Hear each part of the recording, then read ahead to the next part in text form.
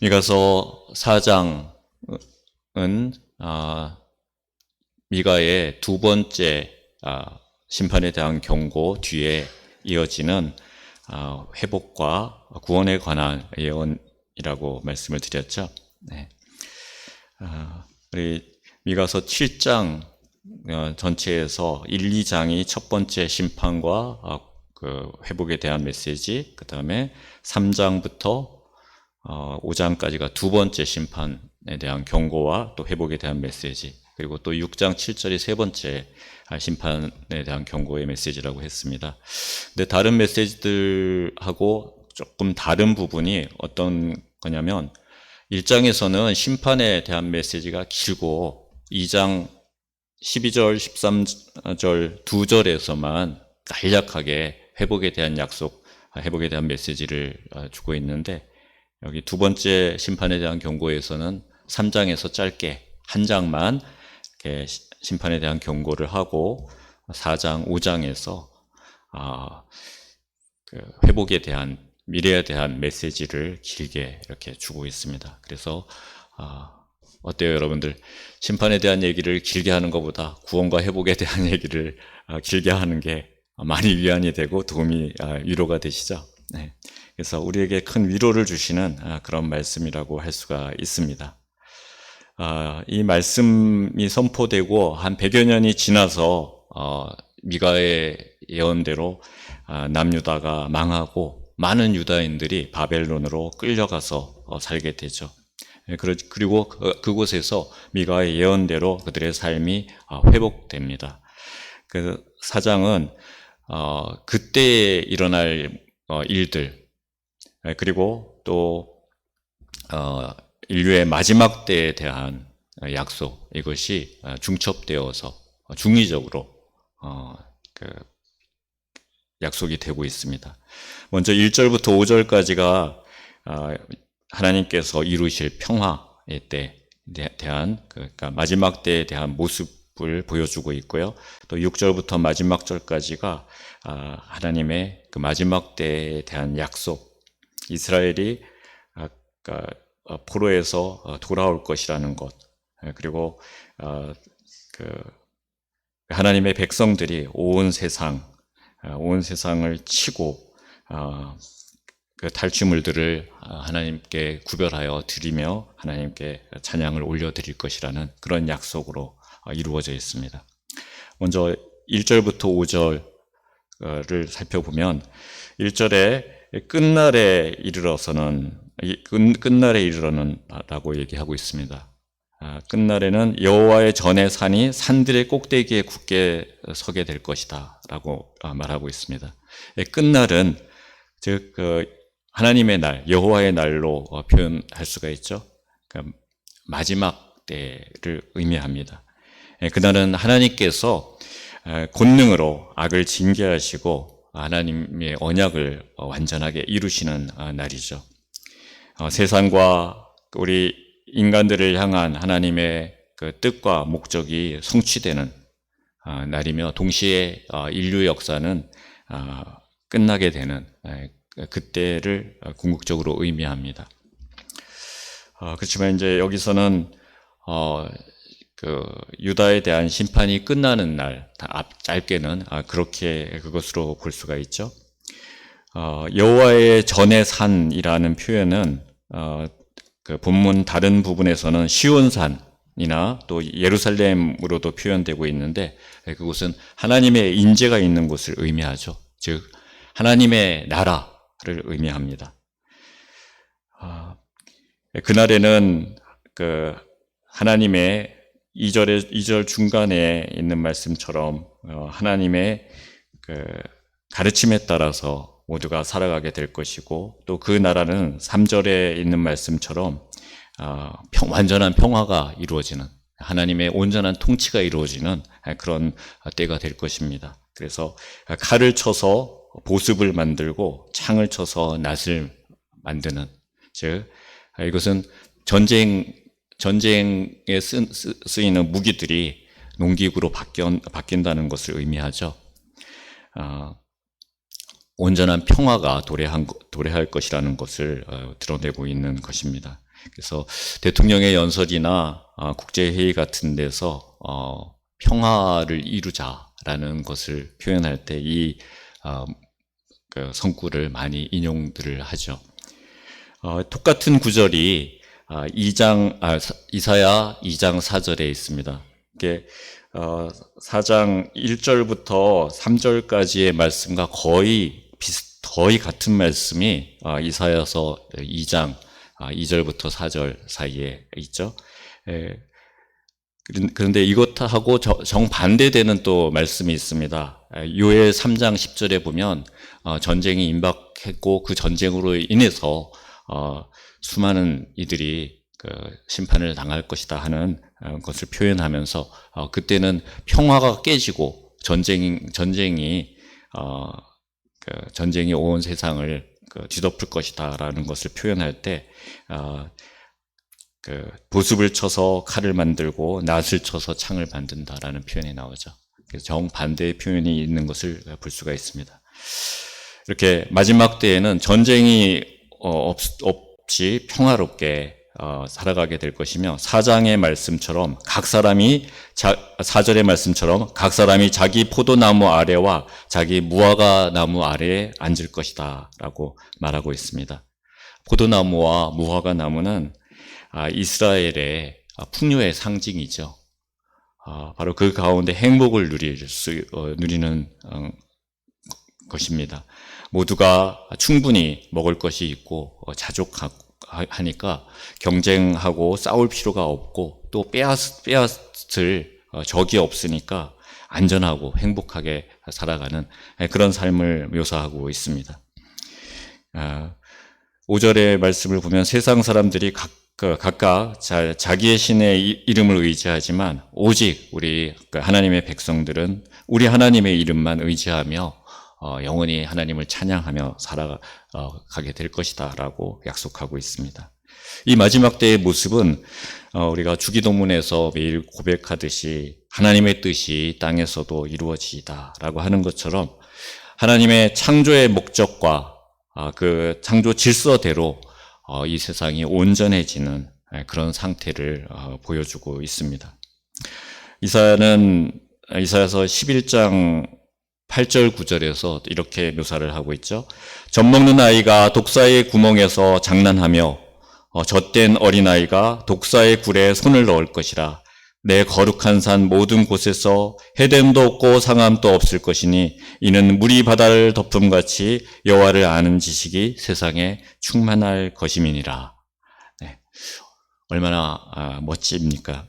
죄도 싸움도 없고 완전한 평화, 안전한 나라, 그리고 영광의 빛이 찬란한 그 완벽한 통치자 하나님과 함께하는 삶, 그 하나님을 섬기는 은혜 충만한 전국의 백성들. 오늘 우리가 이 새벽에 기도하면서 우리 하루의 삶 속에서 이 마지막 때에 그 하나님 나라의 모습들이 우리 삶 속에서 이루어져 갈 수 있도록 주님께서 주시는 은혜를 간구하며 기쁨과 감사의 찬양을 올려드릴 수 있기를 바랍니다. 자, 그럼 이어서 마지막 때의 약속, 를 한번 보죠. 4장 이제 6절, 8절이 바로 구원에 대한 약속이죠. 6절에 여호와께서 말씀하시되 그날에는 내가 어떤 자들을 모은다고 하고 있죠? 저는 자, 그러니까 쫓겨난 자, 환난 받는 자, 장애와 또 소외와 고통 속에서 살아가는 자들, 이 세상의 낮은 자들이죠. 세상의 기준으로 보면 루저들, 실패한 자들입니다. 희망이 없는 자들입니다. 바로 그들을 모아서 어떻게 한다라고 얘기하고 있죠. 7절에 발을 저는 자는 남은 백성이 되게 하며 멀리 쫓겨났던 자들이 강한 나라가 되게 하고 또 나 여호와가 시온산에서 이제부터 그들을 영원까지 다스릴 것이다 라고 약속하고 계십니다.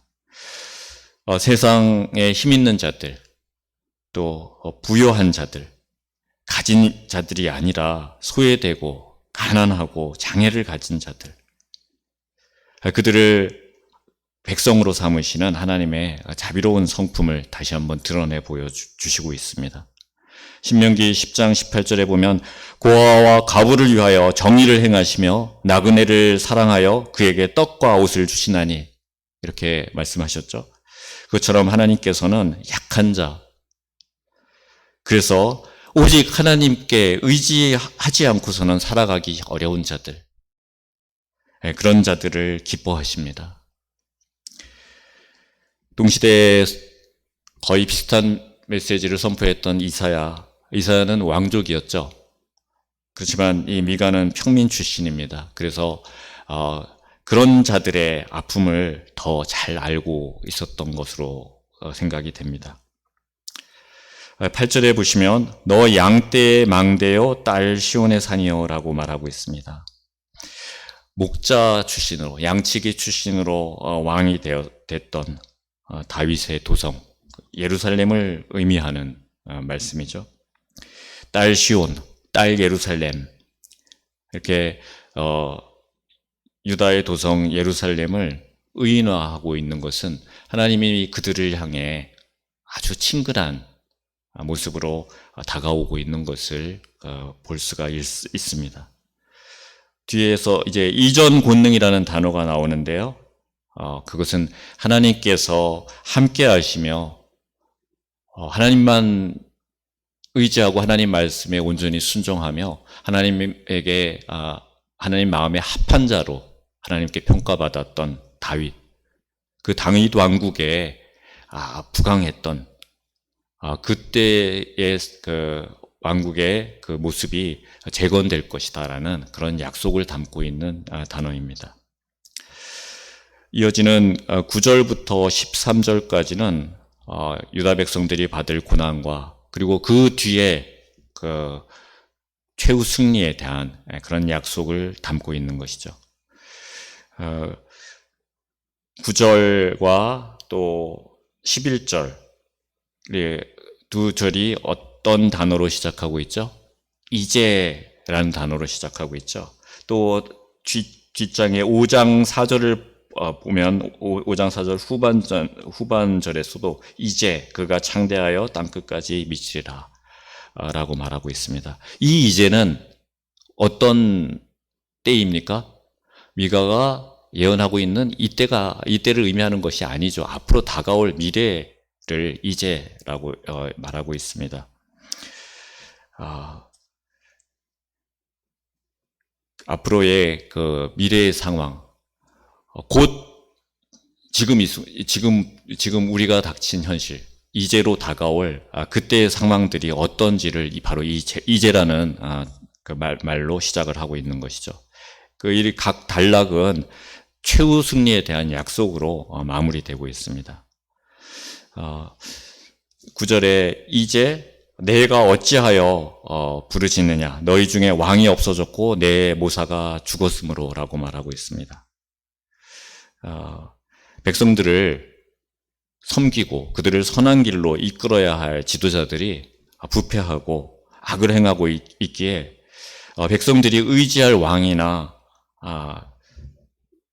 기댈 모사는 고문 또는 상담자를 의미하죠.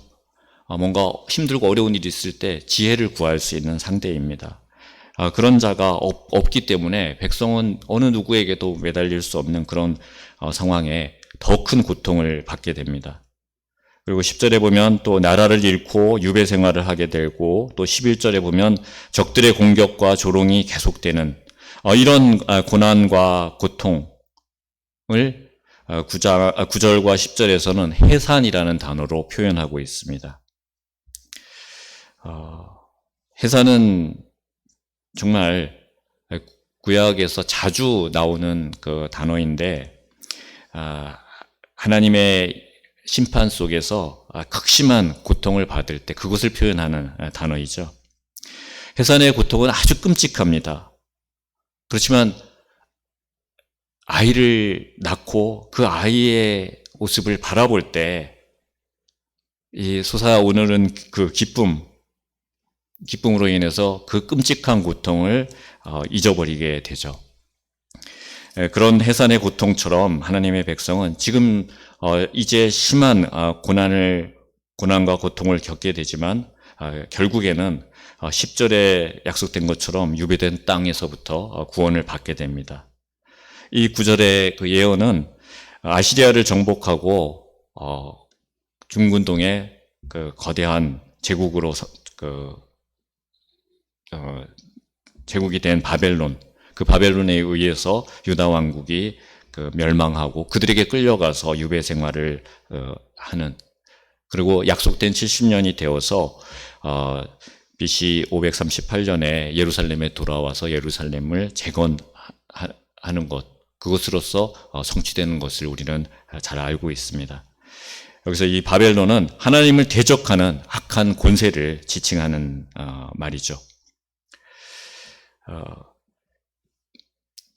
10절은 그래서 인류의 마지막 때에 일어날 사건으로 또 해석할 수 있고, 바벨론은 사탄이 지배하고 있는 현재의 세상을 의미하기도 합니다. 11절의 말씀처럼 우리 그리스도인들은 놀림과 박해를 당하는 그런 현실 속에서 살아가고 있는 것입니다. 여러분들, 요즘 전도 잘 못하시죠? 그래도 용기를 내어서 나가서 이웃들에게 복음을 전할 때 사람들 중에 이렇게 얘기하는 분들이 있습니다. 혀를 끌끌 차면서 아직도 전도를 하는 사람들이 있네요. 그러면서 정말 이 시대에 적응하지 못하는 잘하는 그런 냉담한 표정을 보일 때가 있습니다. 그럴 때 여러분들 어떤 마음이 드십니까? 언제나 하고 그 거절에, 그 조롱에 마음 상할 필요 없습니다. 바로 이 말씀을 보면서 우리가 용기를 얻고 위안을 얻고 오히려 그를 위해서 하나님께 자비와 긍휼을 구하고 그에게 돌이키는 마음을 허락하여 주시옵소서, 이렇게 기도하며 나아가야 할 것입니다. 13절에 보면 뿔을 무쇠 같게 하며 내 굽을 녹 같게 하리라 했습니다. 뿔은 가장 높은 곳에 있는 것이죠. 한 생명체. 그리고 이 뿔은 힘을 상징하잖아요. 가장 위에서부터 굽은 가장 아래쪽에 있는 것이죠. 그러니까 온 몸이 즉 하나님의 백성들이 하나님이 주신 영으로 큰 힘을 얻는다라는 그런 표현으로 볼 수가 있습니다. 그 강대함, 하나님이 주시는 그 힘으로 하나님의 백성들은 하나님의 구원 계획을 이루어가는 도구로 사용됩니다. 그래서 그들에게 고통을 주는 그 적들을 이기고 하나님께 승전가를 올려드리는 그런 마지막 때에는 바로 그런 모습을 보이게 될 것입니다. 하나님께서는 그것을 약속하시는 것입니다. 무슨 일이 있더라도 마지막 날에는 정의와 사랑이 온전히 이루어지는 하나님 나라가 회복되고 하나님의 백성은 구원과 함께 최후 승리의 기쁨을 누리게 되는 것입니다. 그래서 로마서 12장 2절은 너희는 이 세대를 본받지 말고 오직 마음을 새롭게 함으로 변화를 받아 하나님의 선하시고 기뻐하시고 온전하신 뜻이 무엇인지 분별하도록 하라고 공고하고 있습니다. 성경은 마지막 때에 하나님의 백성이 고난을 겪는다고 거듭거듭 말씀합니다. 예수님도 제자들에게 마태복음 10장 22절에서 너희가 내 이름으로 말미암아 모든 사람에게 미움을 받을 것이나 라고 하셨습니다. 그러니 우리가 고통받고 예수님의 이름으로 고난을 받는 것, 조롱받고 박해를 받는 것, 그것은 우리가 하나님께 택한 백성이라는 증거라고 할 수가 있죠. 그래서 고난 중에도 희망을 품고 더 나아가서 기뻐할 수 있는 것입니다. 고난 중에 기뻐한다라는 말은 쉽지만 얼마나 어려운 일입니까? 그래서 우리 스스로만 하시기에 두시지 않고 주님께서는 약속하고 계십니다. 요한복음 14장 16절에 내가 아버지께 구하겠으니 그가 또 다른 보혜사를 너희에게 주사 영원토록 너희와 함께 있게 하리니 내가 너희를 고아와 같이 버려두지 아니하고 너희에게로 오리라. 아멘. 네, 우리는 성령님께서 우리와 늘 함께 하시고 최후 승리를 이루게 하신다는 것을 약속받았습니다. 그렇지만 그렇기 때문에 어떤 상황 속에서도 인내하며 기뻐하며 그 마지막 날을 기다릴 수 있는 것입니다. 마무리하겠습니다. 불순종과 부패로 유다는 고통과 고난의 심판을 받게 됩니다. 그렇지만 그것은 백성을 온전하게 만드시는 하나님의 공의와 사랑 때문입니다. 심판 이후에는 구원과 최후 승리의 약속을 통해서 하나님의 자비하심과 신실하심을 바라볼 수 있게 되는 것입니다. 하나님의 선하심은 그리스도의 십자가 사역으로 인해서 이미 우리 앞에 확증되었습니다. 그러기에 우리는 5절의 말씀처럼 오직 우리는 우리 하나님 여호와의 이름을 의지하여 영원히 행하리로다 라고 고백할 수 있는 것입니다. 오늘 또 하나님 앞에 이 고백을 드리며 우리의 이 어두운 삶, 어둠 가운데 있는 삶, 혼란과 혼돈 가운데 있는 삶 속에서 영적인 전쟁에서 승리하게 하시는 하나님의 그 놀라운 계획을 바라보며 기쁨으로 기도하며 하나님 앞에 하루를 승리하는 삶으로 열어가시기를 바랍니다. 기도하겠습니다.